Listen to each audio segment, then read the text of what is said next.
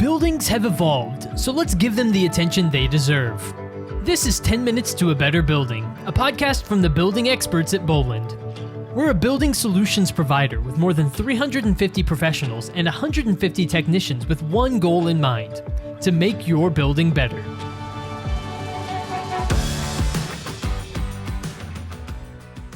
Hello everyone, and welcome to 10 Minutes to a Better Building. I'm your host, Tyler Kern, and I'm thrilled you've joined us for another episode of the show.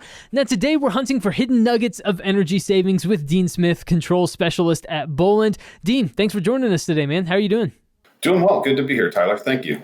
Absolutely. Well, thrilled to have you on the podcast. So let's dive in. Dean, one of the things we've discussed on the podcast in the past is the importance of understanding what the client's goals are. Why is that such an important first step to everything that you do when it comes to finding those energy savings and also just taking a holistic look at buildings and how to make them better? Well, I think the most important reason that we have to fully understand what the client's goals are is because there's so many variables, especially in the DC area, as to what a client wants out of their building.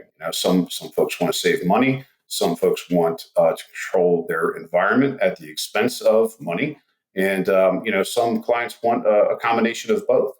That's a great point. And just, I suppose, understanding what their priorities are and what their future goals are can help you understand, okay, here's the path that we need to take, and here are the next steps as a result of that. So the next step in that process is really where your experience and your expertise kind of comes to the forefront, right? So talk me through how you lead decision makers to the solutions that will help them reach their goals. Once you understand what their goals are, how do you help get them there? The first and probably the key to it all is once you understand where a client really wants to go with their building, that really drives what sort of systems you can really manipulate. Of course, if they're concerned about air quality, if they're concerned about temperature or continuity of operations, you really can't do much to risk any of those things. And really the driver of everything that we do depends on or hinges on what the customer is looking to do, but often they don't know how to go about it. That's an excellent point. Excellent point. And, we teased this episode as, finding those hidden nuggets of energy savings that exist. What's so valuable about finding those nuggets that exist, and what makes you so passionate about this particular aspect of creating better buildings? For me, I'm fascinated by controls, by automation systems and programming these things. But the real highlight is that we get to see, as controls techs, we get to see what the building's doing when nobody's looking. Most people understand that they're hot or they're cold or that the air is not flowing or whatever the case may be, but they don't understand or don't really know that they might have two systems that are running at the same time that are fighting each other. And we get to find that stuff for them and, really bring it to their attention and associated cost savings with it. And then once you find those cost savings, I suppose can savings kind of lead to other aspects of building improvement as well? So once you've maybe helped improve these areas and made things more efficient and made sure you don't have multiple systems running at the same time, can those savings then help maybe fund other aspects of creating a better building and fund some other projects that people might also be looking at? Is that something that you can look at also as maybe a two-tiered set of goals almost? Oh, that's an excellent point, Tyler. That's exactly one of the things we do. We've got a great team of energy engineers here at Boland, and they do a really, really good job at associating hard numbers with the energy savings that we propose to customers. And that often does indeed drive other decisions on building improvements, even equipment purchases that can now happen because we've saved them thousands of dollars. Now they have thousands of dollars to improve something else. I really like that idea of providing those hard numbers up front. So then you can begin to plan with, okay, if we have this extra capital, perhaps maybe we do something else with it and we improve some other aspects of the building. I think that's a fantastic way of looking at things. But I think it's also worth discussing maybe some of the obstacles that can get in the way of finding those energy savings, or maybe some of the obstacles that occur that might just cause issues in the process. What are some obstacles that you come up against, and how do you help navigate and solve some of these issues that can be problems in these types of conversations?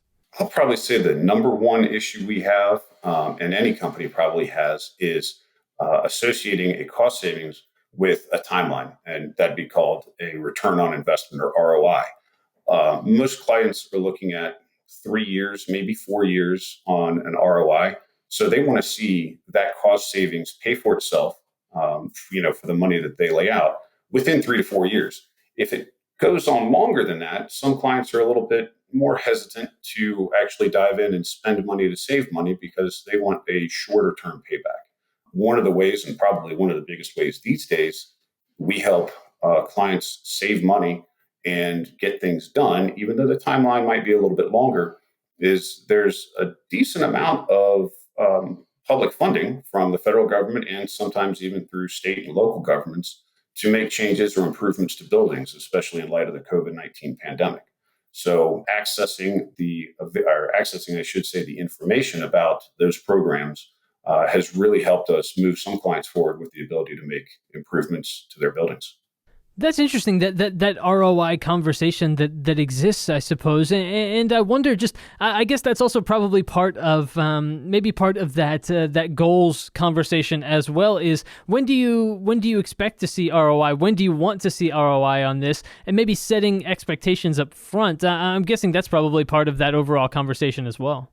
It is. It starts at the beginning and it actually continues through because of course, everybody wants to see an ROI immediately, but that's not always, a possibility. So you definitely have to be careful where you set a customer's expectations, in accordance with what they're wanting, and we have to be honest. Sometimes, you can't deliver what a customer wants. So you have to be honest about it and help them set their expectations. It's an excellent point, and I suppose, and this is probably fairly evident from the conversation we've already had up to this point, but it seems like there's not a one-size-fits-all solution, so you're not just going around looking to slap the same solution on every building around and just call it good, and with that being the case, it involves that expertise that someone like Boland can help provide, right? And that's really where the value of your expertise and your experience in this industry comes into play, that it's not one-size-fits-all. You do take goals and objectives into consideration and timelines and all of that sort of thing,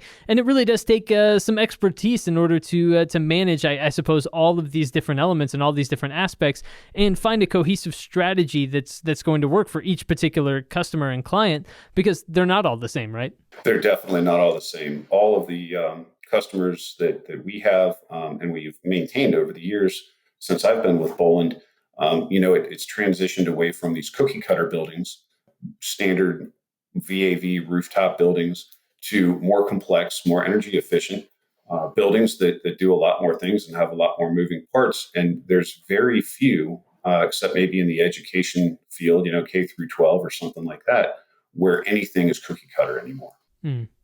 So what's something that, maybe a building owner or someone like that is listening to this podcast and they're wondering, okay, what steps can I take today to begin this particular process? Whether it's questions that I need to ask myself so that I have answers when it comes to what my goals are, or, things that I can be doing when it comes to finances today, or things along those lines. What sorts of things do you think people can start with if they are listening to this podcast and they're saying, man, everything Dean's saying makes a lot of sense. I'm interested in doing this. What's step number one that helps get on this path and get on this road? Probably the first step that any building owner or operator should take would be to just simply list 3 to 5 goals that they would like to obtain for their property, whether it be energy efficiency, whether it be reliability, occupant comfort, or anything of that nature, to kind of cement in words what it is that they really want to do. Because a lot of people have, general ideas, but once you start writing it down and once you really start putting a pen to paper, that's when you really start to realize, is this a realistic goal? Is this an achievable goal? Is it something that a mechanical contractor such as Boland can do? Or is this something that, roofs or windows or, something of that nature that would be, through a different contract avenue? So, Dean, as we begin to wrap up our conversation today, as we hit on our 10-minute time limit, I just want to give you the opportunity to give us any closing thoughts, anything we haven't touched on or mentioned yet here on the podcast, or just any conclusion statements you'd like to make to help us put a bow on this episode. So anything else you want to mention just in the world of hunting for those hidden nuggets of energy savings? The thing that I could say, to anybody out there that might be, you're listening and really starting to take a good hard look at their building infrastructure is controls. Controls are really the way of the future. Building automation controls have come a long way in the past 10 or 20 years. They're a great tool, but they're often overlooked. Some people, it's, kind of in the back of their head. They don't have any issues with it, so they don't really think anything of it. But when it comes down to it, controls, just like your phone or your watch or your television or even your computer, they do wear over time and performance starts to degrade. So just because controls are working and you don't have any issues with them at the time, it doesn't mean that you shouldn't start looking at controls as well to upgrade or bring in more equipment under the automation system. Excellent points all around. Dean Smith, control specialist at Boland. Dean, thanks so much for joining us today and talking about hunting for those hidden nuggets of energy savings, that process, and everything that goes into it, and how experts at Boland can help along the way with that process. Dean, I appreciate your time today. Thanks so much for joining me here on the podcast. Thanks, Tyler. It's been great. I appreciate it. And everyone, thank you for tuning into yet another episode of 10 Minutes to a Better Building. We love having you along for this podcast, and we love bringing you these episodes. And so make sure to subscribe to stay up to date with the expertise and the knowledge and the insights brought to you by the building experts at Boland. That way, when you subscribe, you get the latest episodes right there through whatever podcast app you prefer, be it Apple Podcasts, Spotify, Google. No matter which one you prefer, we are on it. So make sure to go find 10 Minutes to a Better Building. If you're not already subscribed, go subscribe today and stay up to date with the latest from the show. And we'll be back soon with more episodes of the podcast. But until then, I've been your host today, Tyler Kern. Thanks so much for listening.